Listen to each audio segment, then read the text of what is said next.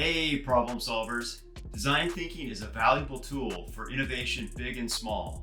It's great in every way, but one. So I had to change it. Hi, I'm Tim Clark.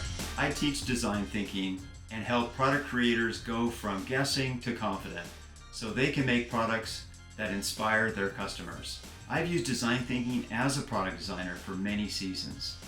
Using this process, I've accelerated my problem-solving skills, including earning 5 innovation patents at Nike. I've helped students and organizations transform their process and product experience beyond their expectations. In this video, I will simplify the design thinking process so that you can apply it immediately to your next project. So why should you care about design thinking today? 2 words: radical change. The world we live and work in is changing dramatically. Technologies like AI and machine learning are already impacting how we create products and then market them to our customer. Product innovation is harder today in category after category. Product is simply just better. Whether it's cars, consumer electronics, or even sneakers, it's hard to create something that stands out. So how do you avoid being lost? It's by offering your customer better solutions to their problems. But how do you do that? It's by knowing your customer deeper than your competition. Design thinking is a tool that does just that. But for me, the process is tough to remember. Design thinking is typically described in 5 stages, but some models add 2 more, which makes it 7. I just find that really hard to remember. And if you don't remember it, you won't use it. And like any good framework, the best framework is the one that you use. So I like to align it with the product creation process, which makes it useful for every season. I think of the product creation process in 3 simple buckets: research and insights, design and development, and then the go-to-market process.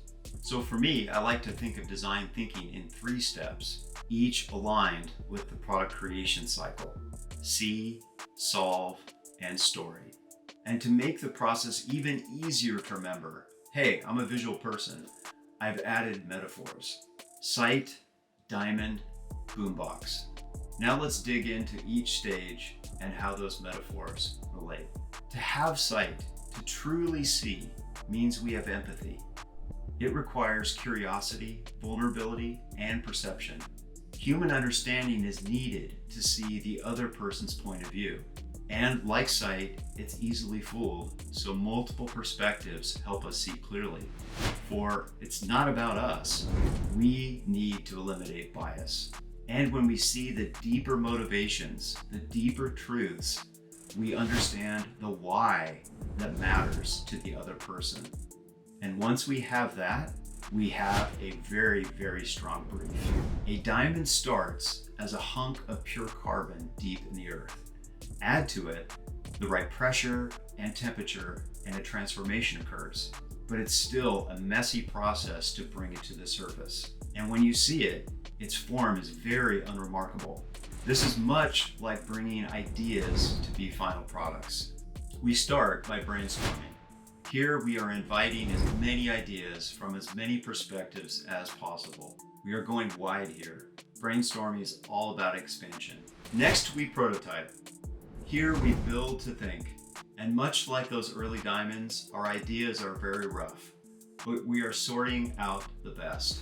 We narrow by using 3 lenses: desirability, feasibility, and viability. Desirability: does the customer even want it? Does it spark an emotion? Will they love it? Does it say something about them? Does it speak to a deeper emotion? Next, feasibility: can we make it? Do the materials exist? And then viability: does it make business sense? When we've solved for all 3, we know we've cut the diamond, all 58 facets.